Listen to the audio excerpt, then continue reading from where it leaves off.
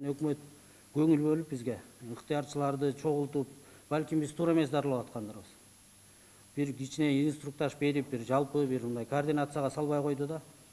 Ушуну айтайын дедим. Анан ыктыярчылардын дайыр маселеси жанагы жүздөгөн айдоочулар адам өмүрү менен күрөшөбүз деп атып, мындай жол эрежелерин көбүн бузуп алышты да. Анан биз бир 200ге жакын бизге ыктыярдуу күн түндөбөй жардам берген айдоочулардын номерлары, машиналары бар. Ошону жана Коопсуз шаар долбоорунда камералардан ушул айдын периоддун ичиндеги айыппулдардын ичине кыскартып же алып коюу сунушун суранып атышат да. Анан дагы бир көйгөйдү айтып коеюн азыр. Жанагы обсервацияларда, стационарларда 14 күнгө деп келишим түзүлүп врачтар иштеп атат, медиктер иштеп атат. 14 күндөн кийин алар же үйлөрүнө изоляцияга кетип атат, же обсервацияга кетип атат.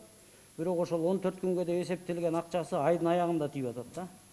Эми 15 күн, 14 күн иштеп, күнү түнү ковид менен, ажал менен түздөн түз кармашкан врачтар 15 күн зарыгып ошо биртке иштеген айлыгын күтүп атат. 32 миңден 27 миңден 32 миңге чейин экен болгончу.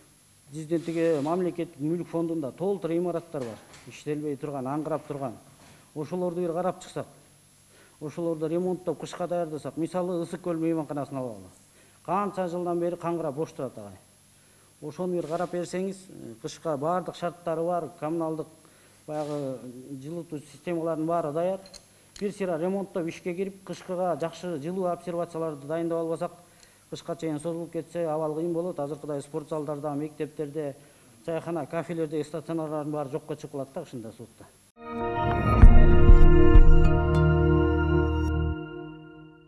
Бизде 7 област бар, 7 областтагы айылдар бар, көчөлөр бар.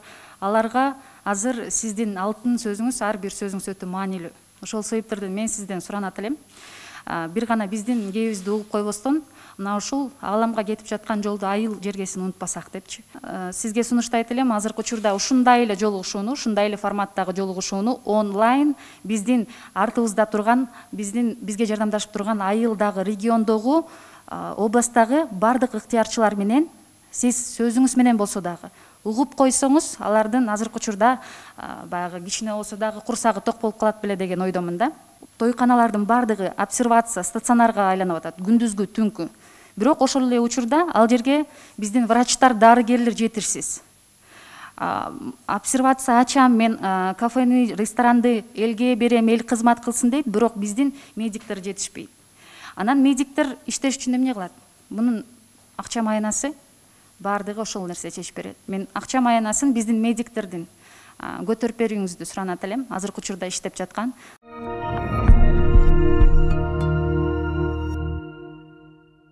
Апрелде берилген убада, мисалы, вируска байланыштуу ооруп калса 200 миң сом берилет деген убада берилген.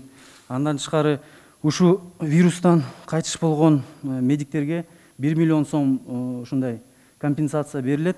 Жана ошондой эле кызыл зонада иштеп жаткан, обсервацияда иштеген биздин врачтарыбыз, биздин мындайча айтканда каармандарыбыз, бүгүнкү күндүн каармандары эгерде учураса, ошондой бир кошумча бир пул берилет дегенде акчасычы. Бирок көпчүлүк учурда ушу берилбей жатыптыр да. Ошол маселени көтөрөйүн дегем да. Биз байкашыбызча ушу региондорго абдан чоң маани бериш керек экен да. Анткени ал жерде бул коргонуу каражаттары такыр эле жетишсиз экен да. Дагы айта кетчү нерсе, бүгүнкү күндө ошол нерселерди айтып чыккан врачтарга, ошол нерселерди көтөрүп чыккан активисттерге, волонтерлорго мындай куугунтук болуп жатат да, чынын айтсачы. Коомчулукта ушундай суроо жаралып жатат. Мисалы, карантинге кеткен убакытта тилекке каршы бир да оорукана курулган жок. Тилекке каршы мындай толук ушу биздин медиктерге, биздин медперсоналга коргонуу каражаттары берилген жок. Дары дармектин запастары жок экен. Андан тышкары жанагы концентраторлор жок экен. Анан ушул азыр экинчи толкунга жакшылап бир даярданбайлыкпы? Баарыбыз биргеликтечи.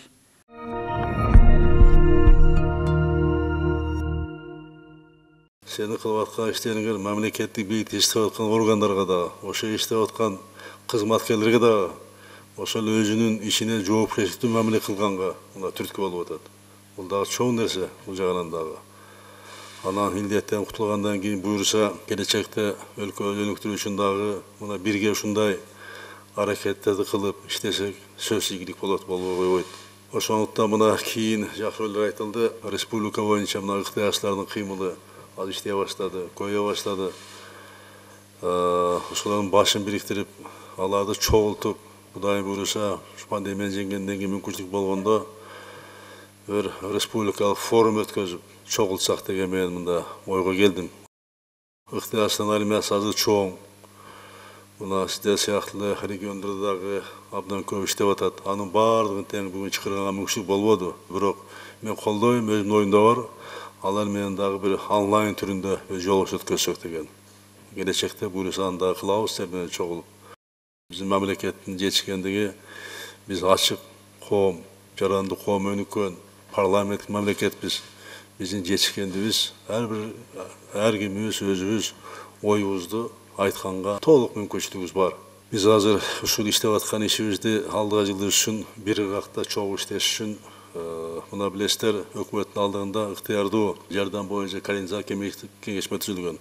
Мында кандай маселе болсо, кандай ойлор болсо, кандай максаттар болсо, кандай кемчилдик болсо, жанакындай чечилбей аткан мына маселе жанагы Фушиктеги больница мисалы айтып атам да, больница боюнча кээ бир жерде мына айтып атат, отургуч жок деп айтып атасыңар. Эми элементар нерсени кылып койбогондор мына азамат айтып атпайбы азыр, мен алып барып бердим. Отура турган столду алып барып. Эми ал ошол жердеги бийликтин иши да, акимдин иши, ошол жердеги иштеп аткан адамдардын иши да. Ошондой маселелер болсо, ушуну координация кылып турсаңар, мен дагы жардам берейин, чогуу иштейли, чогуу оңдойлу.